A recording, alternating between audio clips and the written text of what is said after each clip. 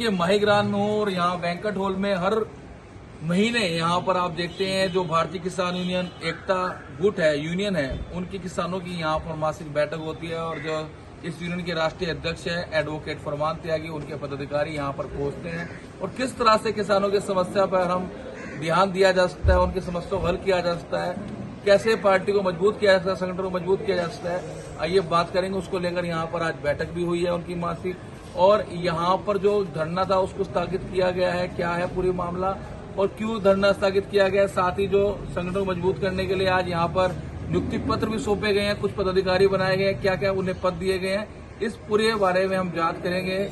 आज यहाँ पर जो राष्ट्रीय अध्यक्ष है फरमान त्यागी, आगे आ जाइए थोड़ा सा वैसा जी।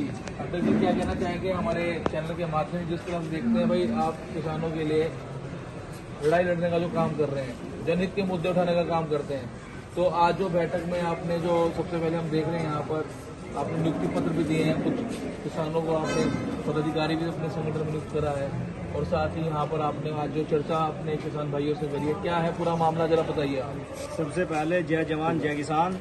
और मैं आपको बताना चाहता हूँ ये हमारी हर महीने मीटिंग होती थी, लेकिन आज कुछ खास इसलिए था क्योंकि आज मीटिंग के बाद हमारा एक रामपुर नगर पंचायत पर धरना भी था, लेकिन रक्षाबंधन के मद्देनजर हमने वो धरना स्थगित कर दिया क्योंकि सभी कर्मचारी और अधिकारी रक्षाबंधन के त्यौहार पर अपने अपने काम में लगे हुए हैं। तो उसके बाद हमारी सुबह 11 बजे से मीटिंग चल रही है, अब लगभग 3 बजने वाले हैं।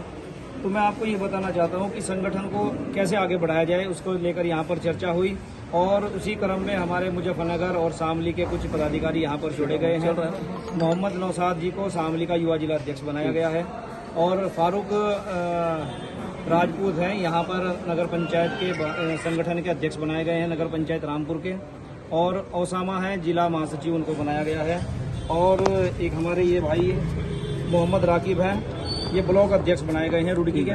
तो बहुत सारे पदाधिकारियों को यहाँ कर मोहम्मद आमिर है, इनको युवा जिला अध्यक्ष मेरठ का बनाया गया है। हाँ, मेरठ, शामली, मुजफ्फरनगर, ये इधर भी पश्चिमी उत्तर प्रदेश में जिम्मेदारी दी गई है सब। ठीक है। अच्छा, अगर आपने जिस तरह बताया रक्षाबंधन का त्योहार था तो आज आपने अपना कार्यक्रम जो था धरने का स्थगित कर दिया, यानी कि पोस्टपोन कर दिया, उसको लेकर यहाँ पर आज जो नगर पंचायत रामपुर है इसमें क्या क्या आपने यहाँ पर जिस तरह से कह रहे भाई भ्रष्टाचार है, आप बोल रहे हैं कि यहाँ खामियां, क्या खामियां है यहाँ पर? देखिए मैं आपको बताऊं सबसे पहले कि हमने पहले भी एक धरना वहाँ पर दिया था और जो इससे पहले ईओ साहब थे उनको हमने हटवाया था। उसके बाद अब क्या हुआ कि यहाँ पर जब से नगर पंचायत अध्यक्ष बने हैं तब से लेकर जो भी कर्मचारी रखे जा रहे हैं उनमें ज्यादातर रामपुर के, इब्राहिमपुर के और सालियर के, वहीं के लोकल के कर्मचारी रखे जा रहे हैं। आप एक बात बताओ, यहीं के लोग हैं, यहीं वो नौकरी कर रहे हैं, वो क्या कैसे काम करवा लेंगे किसी से और कैसे काम कर लेंगे? तो उसमें वो करते क्या है कि जो अपने लोग हैं अपने अपने गुट के, उनके घरों में काम करवाते, सफाई उनकी गलियों में कराते हैं और उनका ही काम कराते हैं। और बाकी जो जनता है, जनता का जो निष्पक्ष जनता है, जो किसी के ना तो पक्ष में रहती ना विपक्ष में रहती। दिक्कत क्या है स्थानीय लोगों को, यहाँ के जो स्थानीय लोग हैं, यहाँ के युवा उन्हें अगर वहाँ नौकरी मिले, दिक्कत क्या है? नहीं, आप सुनोगे तभी तो मैं बताऊंगा दिक्कत। अब ये दिक्कत ये है कि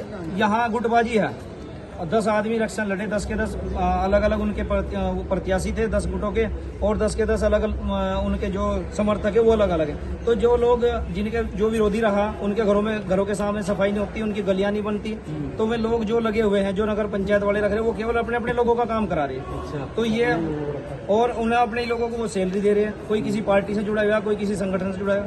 भाई ये गलत बात है। आप अगर किसी भी कर्मचारी को वहाँ आपने अधिकारियों करी, उच्च अधिकारियों करी? हाँ बिल्कुल, हमने सूचना दे दी और परसों 2-3 दिन बाद हम पहले ज्ञापन देंगे और उसके 10 दिन के अंतराल के बाद हम यहाँ एक तो एसडीएम साहब को देंगे और एक यहाँ नगर पंचायत में देंगे।